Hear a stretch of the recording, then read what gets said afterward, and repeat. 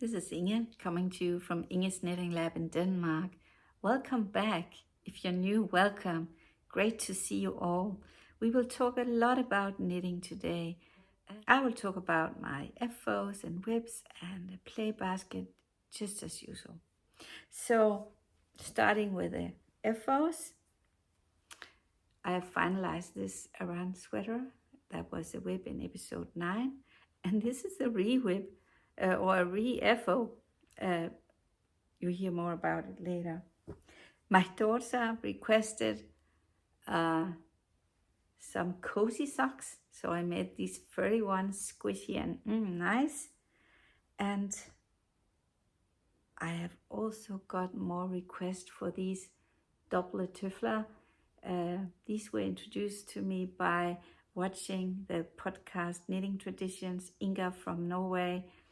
I highly recommend to see her. She's so talented and very inspiring. So more of these to come. In the whip section, I talk about shortly the champagne cardigan from Petiteknit for myself. And otherwise, it's mainly baby knits or knits for children, because I am working on a new design series which I call the Forest series, because as you have probably heard me say before, my lovely grandson Robin has started in forest kindergarten, so he's outdoor every day, all day long, and he needs some cozy and nice and warm sweaters. So my daughter has requested if I could knit some more for him. So I also knitted this one, which I call the Forest Hog. It's a brioche sweater. And this time around, she would like the navy blue or marine blue, we could call it. Usually she likes these warmer colors for Robin, but now it's blue. So I was quite curious about this color, the story around it. How come this has become a classical and timeless color? So more about that in the knitting fun section, as well as the Seaman sweater from Denmark, which you saw in the intro. I will make Robin a copy of that one as well. So when introducing this blue color, I thought, well, yeah, in the whip basket there are lots of blues and natural color wool. So I was thinking, well, for this forest kindergarten series, I would like more merino wool, but it will be the non-superwashed versions without man-made fiber, nylon, acrylic, or polyester. So which brands to use? And the popular one, also used a lot by Petiteknit, is Sandnes Double Sunday, but I was wondering if other yarn brands also make this non-superwashed wool, and I haven't found many, but suddenly new bases came up from Drops and Viking Yarn, so we will talk about those. And yeah, well, I forgot the last whip of the Forest Kindergarten series will be this tree trunk sweater or cardigan. Yeah. So moving on to the practical information. If you want to fast forward to the section of interest, you can mouse over the small movie clips you see in the description log and also find more information of the contents.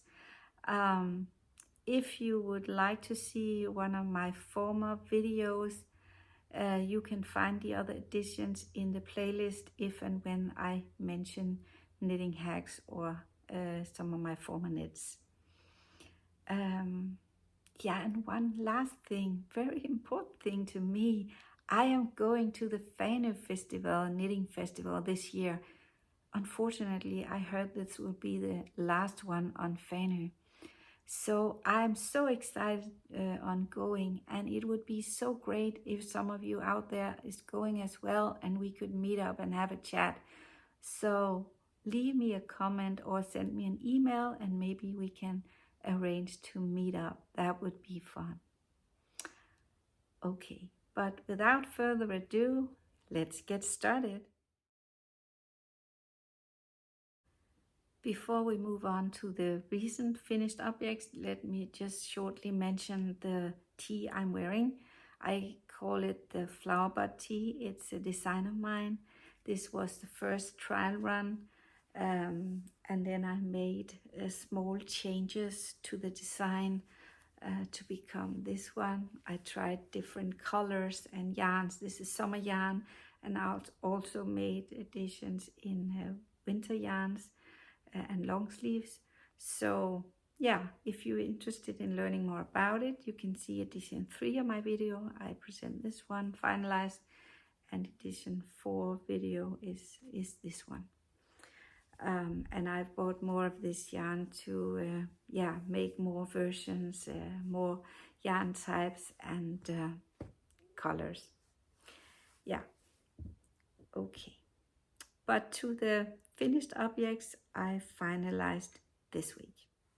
These, you can still see a marker here. These cozy socks, called Hyggesokker in Danish, is made using a pattern from Hobbii. They use a different kind of yarn than me. I use this furlux yarn. It's very, very soft and squishy. You can see the thread like this. It's 100% polyester, so whether or not these cozy socks will actually feel warm or just be cozy, I don't know, but yeah, many ways of doing socks, but this was quite easy. And yeah, should I try it on? Oh, this is crazy, but they are nice. They are very nice. Oh, sorry, I'm a bit crazy. Just a quickie on this Stripy Robin I introduced as an FO in the last episode, and I thought it was, and then he tried it on, and wow, the sleeves, they were ending here, and he has grown so fast lately, so my eye hasn't caught up with the extra long arms, so I just had to add actually 2 inches, 5 centimeters on the sleeves to make them long enough for him. He's 2.5 years old now, and yeah, but you can see in the last video I really love this yarn from a local shepherdess, steeking in here in Zealand, Ringsted, and yeah, natural color wool from her sheep. Yeah, so let's move on to the double Tøfler or double indoor shoe, the felted one. The reason why it's called double is because there are 2 layers. So I pull this one out, and then it looks like this, a pair of trousers. So you knit in around and separate here, make small decreases, and a number of decreases, and knit 1 by 1 decrease and end up here. And this is a pattern from Sandnes Garn. It's for free, however it's in Norwegian. As far as I recall, Inga from Norway, Knitting Traditions, she made a translation into English for those of you who are interested. If I can recall the episode, or if I have noted it somewhere, I would put it on the screen here for you to see. Otherwise, you can, it's only a 1-pager, so I will add in the pattern here in the video. Okay, but I made a small twist. Besides using another yarn, I did it a bit differently because I've made more of these. And in the first one I made according to pattern. You sew, you cast on here and knit in the round. and then you have to sew together here, and it kind of gets a seam that I didn't want. So I thought, hell, why not use professional cast on, so there will be no seam here. So you just knit it around, and that's what I did. And it worked out nicely, no seam.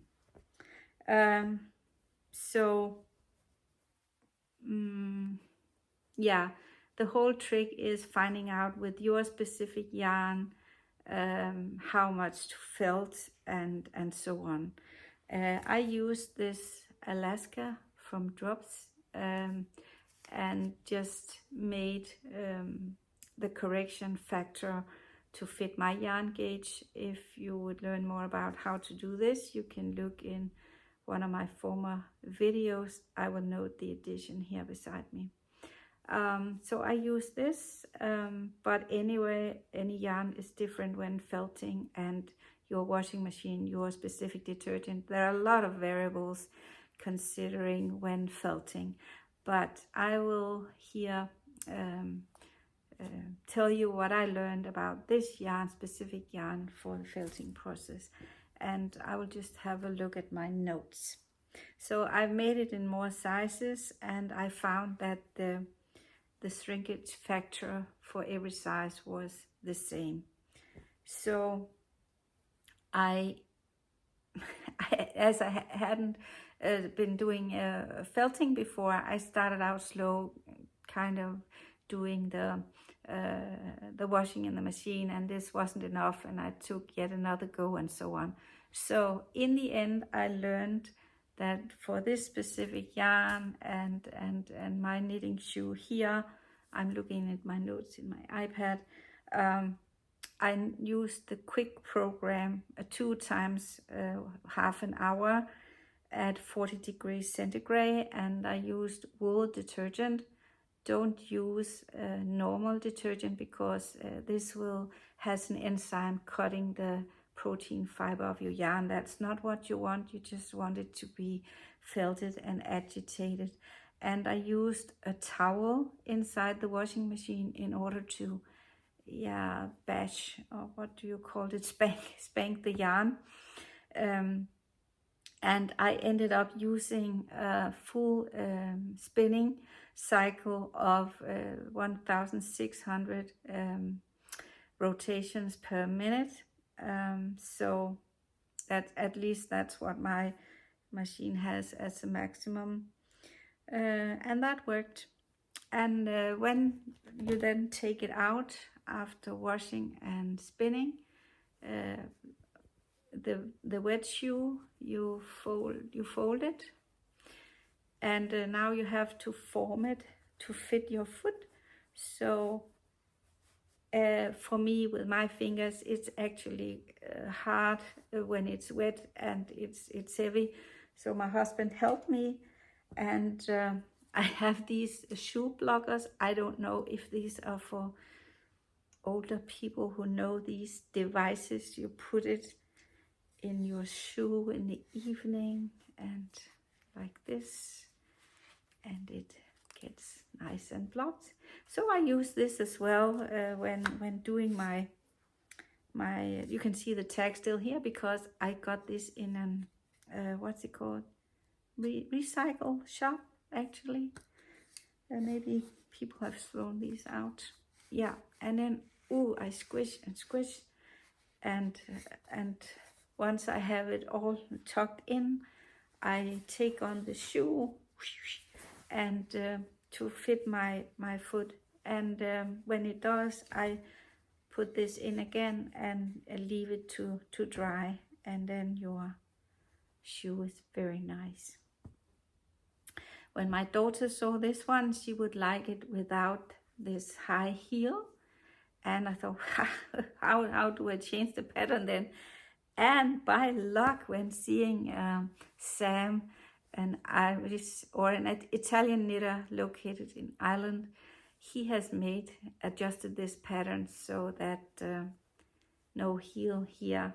So you can have a look at his nice podcast. I love to follow him as well. and find this pattern if you want, and this will definitely be in English, so I expect.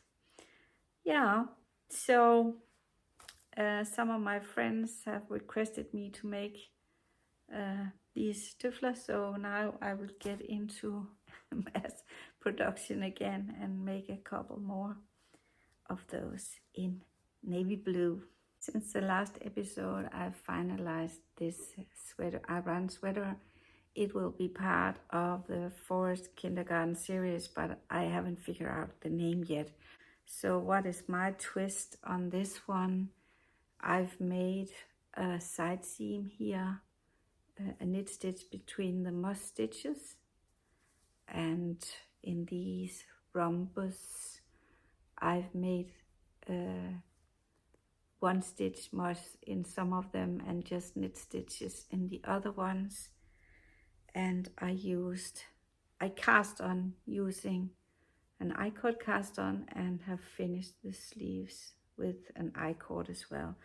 So it's knitted bottom up, and I knitted in the round up until shaping of the neckline, and then I have steeked. I use a crochet steek, also sewing machine, and it actually worked out well. I made more Norwegian sweaters and I love them, I simply love them, but one of the disadvantages may be a lot of bulk here when you add on the sleeve and under the arm, and trying to avoid this bulk, I picked up the stitches for the drop shoulder sleeve here and knitted downwards instead of from bottom up. And then, yeah, if you know Norwegian design, you will understand what I'm saying. But you can see here when we look at the steeking, the crochet steek, and when you then pick up the stitches, it lies so nicely. I only use 3 stitches for the steek, so that all stitches are used to do the crochet on both sides of the middle stitch. And one different thing this time was on the sewing machine, you can see the black thread here hidden when it lies down nicely, is I used elastic thread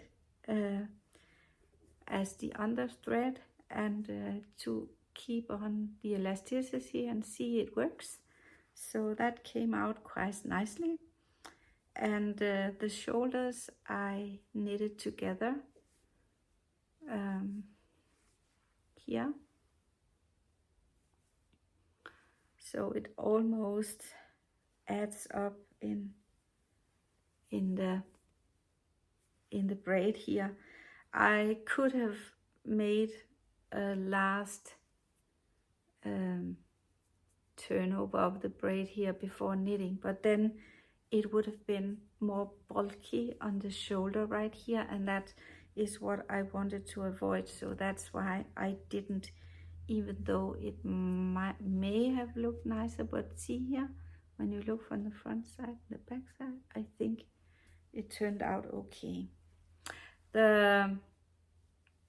I talked more about how to shape the neckline with short rows in one of my former episodes, and also in the last one for this particular sweater. If I had to redo this one, I think I wouldn't have made it so deep in the back. I would have, because it's rounded both in front and the back, I would have made it a bit higher, because again, this is for the forest, so you need warmth here. I also considered a turtleneck, but as this sweater is very busy, being an Aran sweater, I didn't want any more ribbing up here, and it should just be a simple I-cord edge.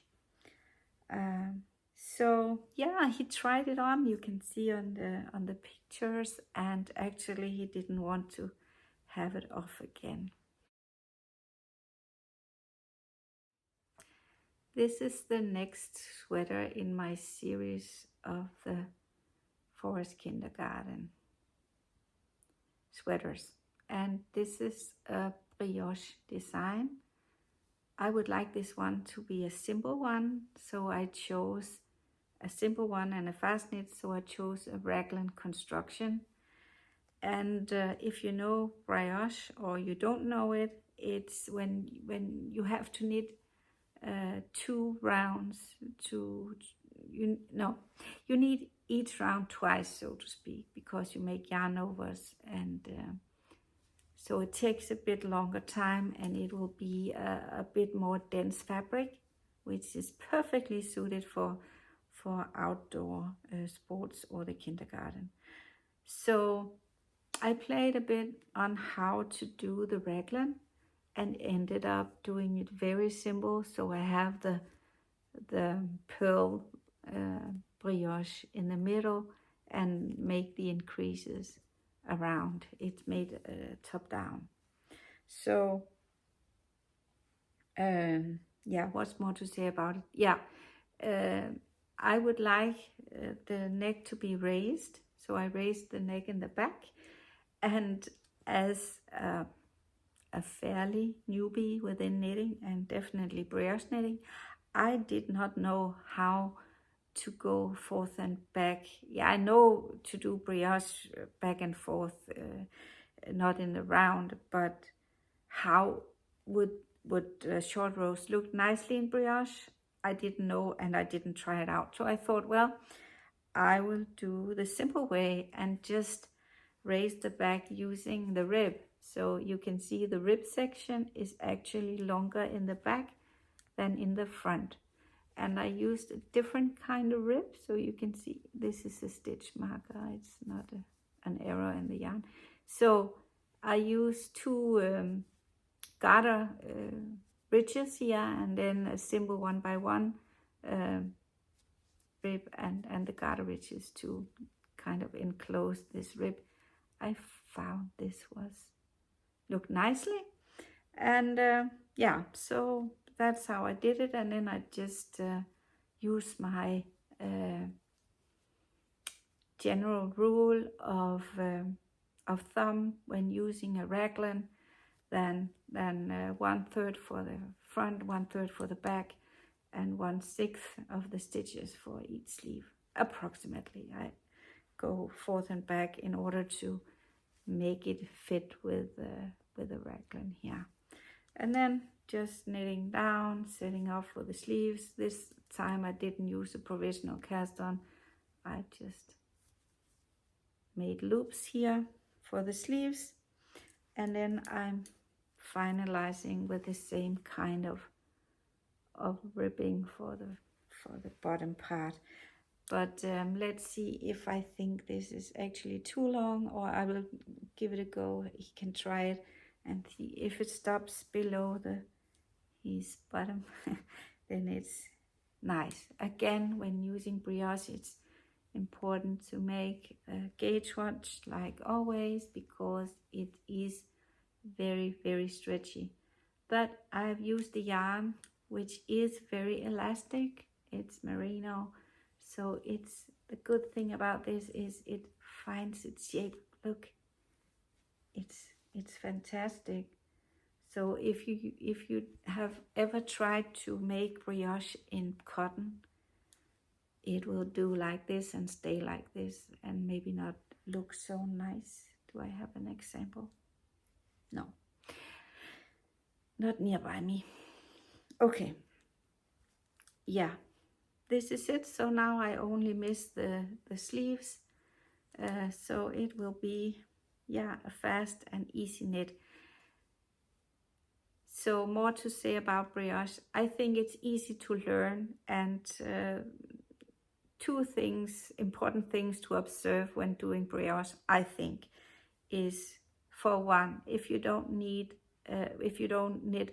back and forth but do it in a round, the stitch where you can see I've my end of round is here in mid back, and it's important that you cannot see where you change. Let me try to explain. So let's say that this was brioche. It's not, but let's play it is. So in the ending round, you have a yarn over in the stitch here, and when you start a new round, if you continued in the same round, you would knit the stitch, but then again you have to yarn over. So, and it is possible to do brioche in a round, of course, but you don't just have to make sure that in between the new round that you fasten and yeah, don't drop stitches in that area. Then it gets a bit laborious, I would say. And when talking about drop stitches, find Google is your best friend to find videos on how to pick up drop stitches, because yeah, maybe it's me as a newbie within knitting, or at least brioche knitting, I find it sometimes hard to pick up the stitches. I've figured out now the pattern or the logic behind these stitches, so I can do it, but it might be laborious. And even if you are here and further down you saw an error and have to go back, it's quite laborsome. You can see how I do it. I dropped one here, and for every second stitch that you use to knit with the next stitch, it's hard to explain. You have to see a video on the logic behind brioche. Then I put one of these in so that when I go down, I can easily knit those ones in the markers together. Yeah, if you haven't tried brioche, this makes no sense at all, I know. So sorry for the bad explanation, but yeah, I think you can find, I know you can find the hacks out there because I did myself. Enough about this squishy sweater. So what is the story behind this color, nice marine blue or navy blue color, and the Seaman sweater of Denmark? Actually, this sweater was very popular in my teens. So during the 60s, 70s and 80s, everybody practically wore this sweater, and in the navy blue color. And I recall in some of mine there were also some leather pads up here, but I've not seen this lately. This Seaman sweater was made by women at the coastline for their sailormen or fishermen to get them cozy and warm on the North Atlantic Sea. So it was made by wool, so water repellent, easy drying, and warm and cozy to fit the work at the North Atlantic Sea. And I guess we also hear stories from Ireland and Scotland and France, yeah, many places of kind of seaman sweaters used and knitted by the family. And actually, different families have their small twists and quirks to their design. And it's actually a sad story, because when occasionally and sadly that bodies were washed up at the beach, they could easily see which man it was by identifying the sweater, because they had perhaps different patterns on the ribbing, or in France the number and size, width of the stripes, and maybe shoulder details and so on. So in Denmark it's called a seaman sweater, I guess. In England, Ireland, Scotland it's called a Guernsey. Yeah, so many names. So what about the color then? How come especially marine blue got so famous? It started when the Royal British Navy, they introduced their new uniforms in 1748. they use this marine blue, which changed name to navy blue, and they got the dye from the indigo plant.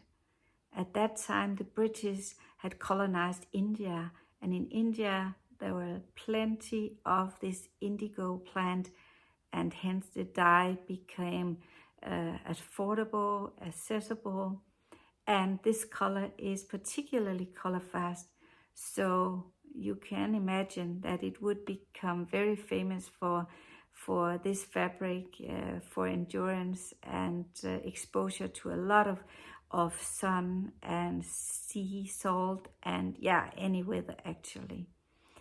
So what about then the fashionable kind of sea look of your clothes? I guess Coco Chanel, the famous French designer, got this seaman look on the map with her designs, and it became kind of synonym with elegance, classic, and fashionable. So yeah, until this day, you see a lot of clothes and knitwear with stripes and the blue color symbolizing, the seaman pattern. So maybe we should talk about the yarn, because as I said, I was looking for yarn, merino yarn without artificial or man-made fiber, and also as a superwash yarn. And the go-to yarn for me has been Sunday from Sandnes Garn. And now I was happy to see that Drops has made a base as well. They call it Daisy, and this is a non-superwashed merino wool, 100% extra fine merino wool. And this is a yarn group B, which means that it has 21 stitches and 28 rows. So is this the Aran weight yarn? I guess so. And it's 110 meters, 120 yards per 50 grams. And it is very squishy and soft. And so I will be knitting more with this Daisy yarn. And I found another brand being a Viking yarn, and they call it Trent Merino. And they have Trent Merino Petite, and they have Trent Merino, which is also the same yarn weight as the Daisy. So this is the thin one, which is 28 stitches per 10 centimeters or 4 inches. And I bought this to make a Coco Chanel classic striped seaman sweater. So it is not what you would call, I guess, marine blue or navy blue. It's not so dark, but I thought, well, we need a bit of variation in the colors for him this fall. So I will try making this one. Maybe it doesn't look especially wintry, because you think of sailing boats and outdoor life and sun when looking at these classic stripes. But anyway, so these were the new yarn brands. I was very happy to see those, and the price range, oh, I forgot, maybe I can write it beside me here, but definitely affordable. This one is more expensive, so it will be interesting to learn the differences when washing. Is this pilling or whatever? I learned that the more the plying of the yarn, the less the pilling. So I will have to look into to this one. And as usual, these yarns from the commercial brands, they are eco-certified and mulesing free and and they've used all kinds of good quality stamps or certifications to make the yarn. So I'm quite confident in using these for children.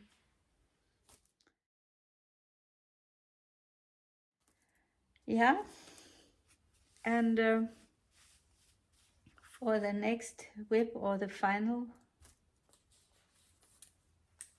whip, I was inspired by the trees and the bark of the trees, the tree trunks, and I don't know where I was or when in my life I heard that you should embrace a tree and you will feel your roots and nature would help you calm. So you could just hug a tree and yeah, feel nature and relax. So I thought about this tree trunk and I thought, well, I will make this 3x1 rib, just like figuring a tree trunk, and I will start top down and knit to separate for the sleeves, and then pick up here at the shoulder.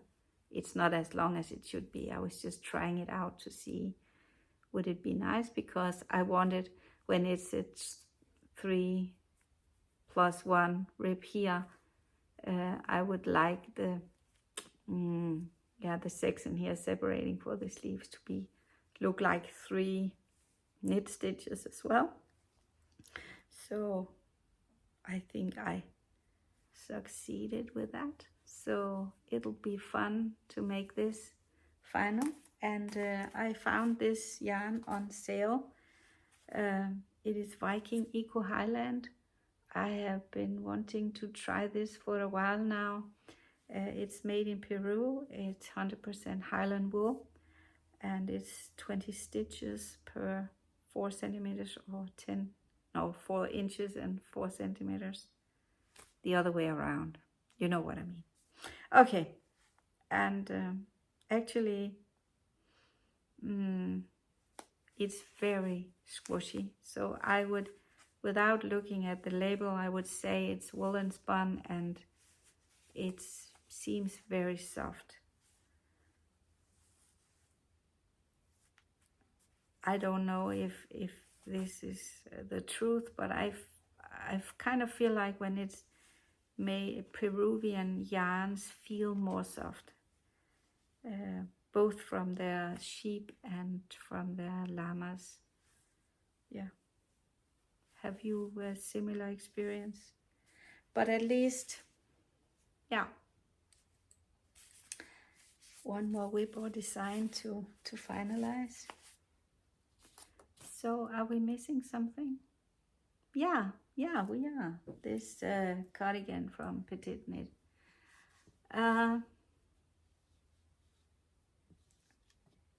It is a top-down simple raglan construction, but what is different to me is definitely the distribution of stitches for back and front and sleeves when you start, because there are a lot less here, and you increase every other row for a long time, and then you stop increasing for the sleeves and just increase for the body.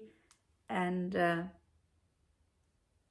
usually I have around 25 centimeters of the depth here before I separate for sleeves, but this one becomes 35 centimeters. Maybe it's the oversize or what. I'm quite curious on how this would be, because then it will be down here. But let's see, have others had their experience with the champagne cardigan, and what do you think? It's not the yarn, it's these markers. I've marked the number of rows because I was getting a bit anxious here. I thought, well, I need to stop for the sleeves here, but actually, according to pattern, it's only just now I have separated for the sleeves. So, but it seems to fit nicely. Yeah, you'll hear more about it when it's final. But another strange feeling, because I'm using this Nord from Drops, and it's a combination of alpaca and wool, and usually I find this very soft and squishy, but now maybe it's because I've been knitting with summer yarns for so long, I find this prickly, and maybe it's because you can see the alpaca poking out. I hope they will disappear when I wash it and block it. Or maybe it's just me not being ready for winter yet. But certainly I find it prickly. Yeah, let's see. Yeah.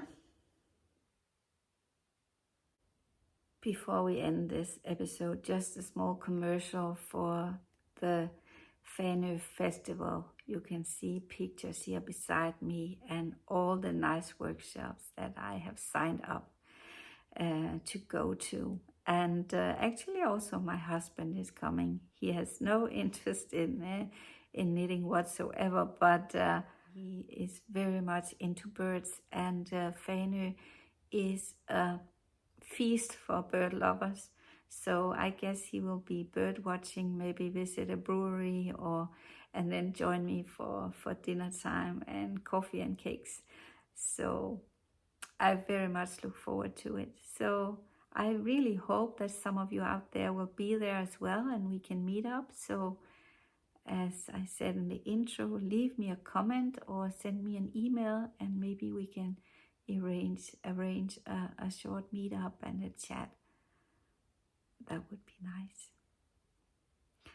Yeah, so this was all for today. I hope you enjoyed it and found a bit of inspiration.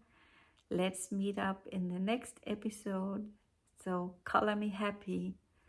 Bye bye from Ingesknittinglab.